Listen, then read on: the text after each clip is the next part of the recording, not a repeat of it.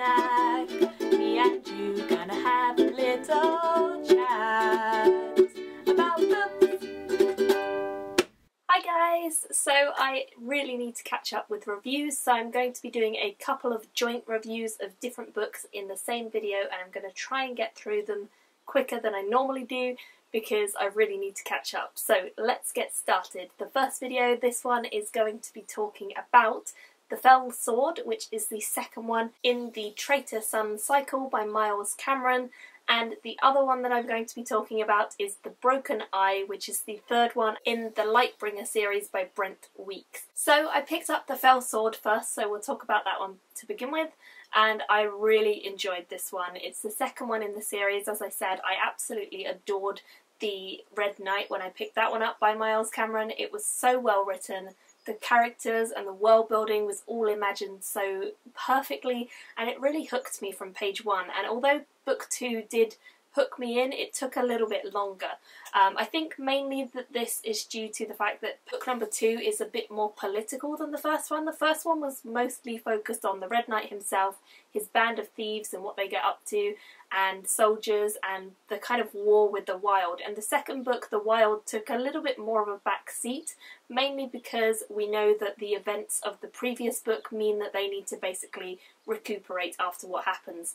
And so we're sort of seeing the Red Knight and his company of people as they travel around helping out various different political people, and we kind of get a bit more of an idea into the inner workings of the world, how each of the different kingdoms sort of relates to each other, and I really enjoyed seeing that, but I did miss that element of seeing the tactile wild creatures kind of getting involved in the story a lot more. I didn't feel as though there was as much of that. It's still got elements of it, of course, because it is an ongoing battle with the Wild, but I do wish that we had seen a bit more.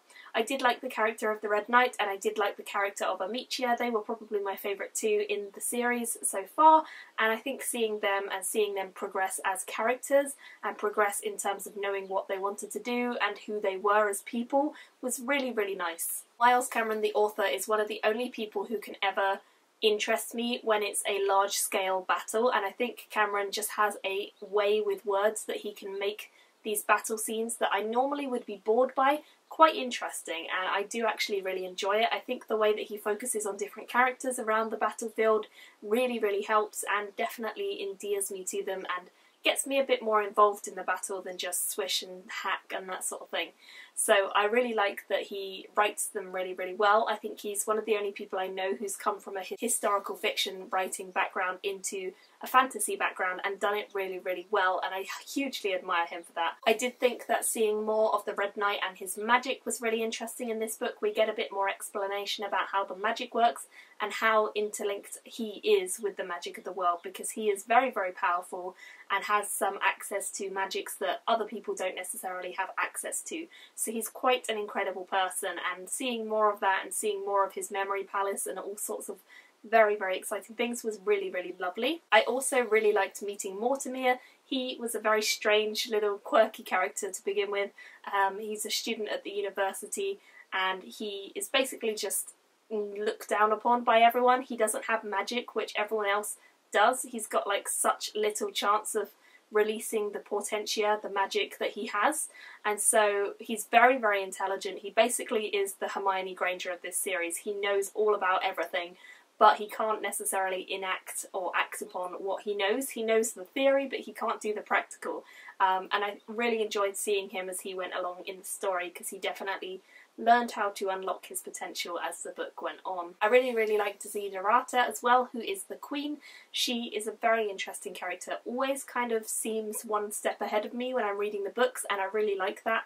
I think she's quite manipulative and sneaky, but also is very, very kind and caring about the people who work with and for her. She's very respectful of them, and I do appreciate that quite a lot, because although she is kind of stereotypically one of those queens who's very, very regal and very above everyone else, she doesn't let that get to her head, and I quite like that. I also like the fact that those two females, Amicia and Desiderata, are both very, very strong when they need to be, but they have weaknesses and they have moments where they kind of don't necessarily want people to see that they are weak, but they have those moments and they are shown in the book, and I like that you get to see a fully rounded version of a female character and not just someone who is either really, really weak or really, really strong. They're mixtures of both, and I like that a lot. Harmodius and Thorn are ever ongoing crazy magician characters. I really, really like to see them anytime in the books because Harmodius is very, very powerful, but currently in a very sticky situation, or at least in this book he is. And then Thorn is a very, very sneaky, horrible, creepy person who has been trying to manipulate the wild and is rather horrible all around, really. I do not like him as a character, but he's always very interesting to get a look in and see what he's up to, because he's always plotting and scheming. Overall, I really did like this book. I think it was very, very well written, just as the first one was. Fully what I expected. I'm currently reading the third one in the series and very much enjoying it, and I know that Michael from Bitten by a Radioactive Book read the third one of this series and said it's his favourite book of the year, so that's quite high praise, so I'm very excited to get further through it. So I ended up giving this one a 4 out of 5 stars. I really enjoyed it, not quite as much as I did the first one, but it was still really, really good, really fun, very easy to get through. Now moving on to the Brent Weeks book, which is The Broken Eye. This is the third one in this series, the Lightbringer series, and I adored this book from page 1 to page whatever it finished on. It was fantastic. I felt like this book really encapsulated the series. It really, really sums up the characters and sums up what they've been going through, and it was just an epic battle, adventure, crazy, all-out, blowing up magic madness. That's basically what it was. And it made me so desperate to get my hands on the fourth one, probably one of my most anticipated releases of next year. I adored this book, guys. The magic in this series is incredibly difficult to explain. It's quite complicated, it's quite complex.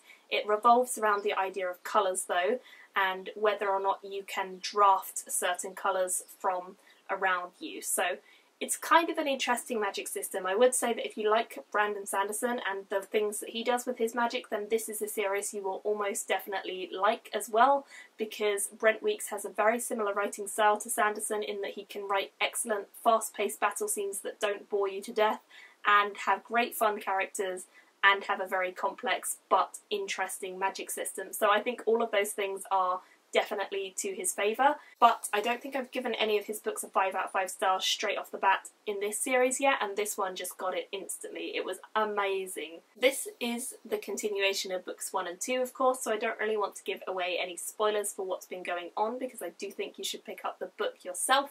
But I listened to this whilst I was doing an illustration project, and it meant that I practically lived inside of this world for about 3 days solid whilst I was listening to it, and I just adored every second of it. It was so, so much fun. It's fast, it's exuberant, the plot is fun and shocking in different places, and I just couldn't stop smiling, or my heart was racing for the characters at certain moments. It was so good, guys. And some of the revelations that we get at the ending meant that I was desperate for book number 4 to come out straight away, and of course it isn't out yet, which is so sad and so annoying because I really need to know what's going to happen next. Once again, in this book we are following Kip, who is our main character. He is a member of the Blackguard in this book, and we also get to see he has very, very powerful superchromat abilities, which means he can draft all sorts of different colours, so he's very strong with magic. But Kip is a fairly self-deprecating character in the first few books. I felt in this book he definitely improved. He got his confidence up, he did some things which he really helped him. They really helped him to become the person I knew he could be, and I kind of love him as a character now, even though he annoyed me a bit in the first few. I kind of love him now. Next we have Gavin Guile, who is the Prism, and Gavin Guile is always going to be an interesting character because he's one of the most powerful characters in the world, yet he's also quite a flippant character and quite out there and funny, and I just enjoy him a lot. He's really entertaining to read about, and he does a lot of things that kind of get him into trouble. He wasn't as major a focus, but he definitely has to deal with some terrible, gruesome and horrible things in this, so not so great for him.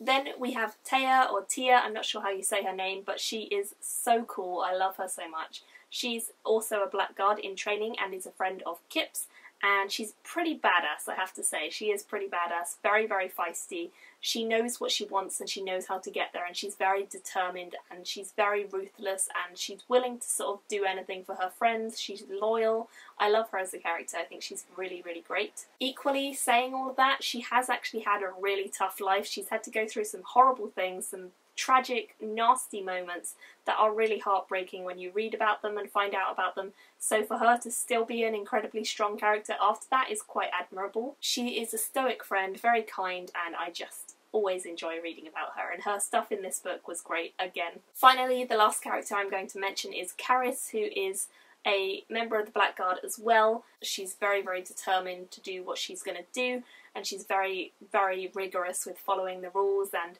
just kind of doing her role. But in this book that kind of gets challenged quite a lot, and she has to sort of decide whether she needs to make a change with her life for various reasons, and I quite enjoyed seeing that. She's also nearing the end of her life as a drafter, because when you draft too many colours in a short amount of time, then you will eventually get to the point where you cannot handle it, and that is when a lot of people will die, when they cannot handle the magic. So she's kind of very close to that, because she threw herself into using the magic after her potential lover was killed. She's really, really devastated by it, and she basically cannot deal with it, so she had to go off and use her magic to fight all of the bad guys in the world, and she's basically shortened her lifespan considerably. She's more than above average in terms of combat skills. She's very, very feisty, and I love that she just is. She's just great. She's just great. I didn't like her that much in the beginning, but I do now. I think she's great.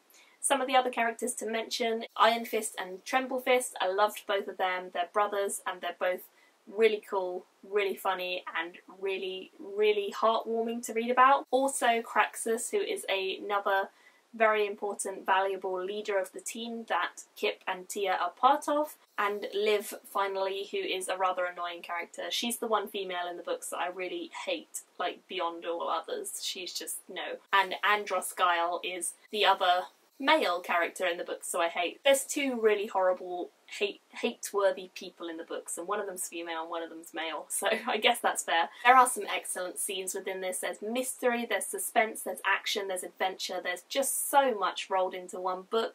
It is so much fun. I loved it more than anything, and I just cannot wait for the fourth one, especially after what happens at the end, because mind was blown. My mind was blown. I didn't get bored at any point of this book. It was fun, it was fast, it was furious. I enjoyed it a lot, and I would highly recommend this.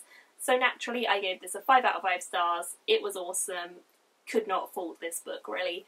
And I would love to hear your thoughts. If you guys have read either of the two books that I just mentioned to you, please do let me know in the comments, or if you are thinking about starting the series, then do let me know that as well. Thank you all for watching, and I will see you all very soon in another video. Bye! Me and you gonna have a little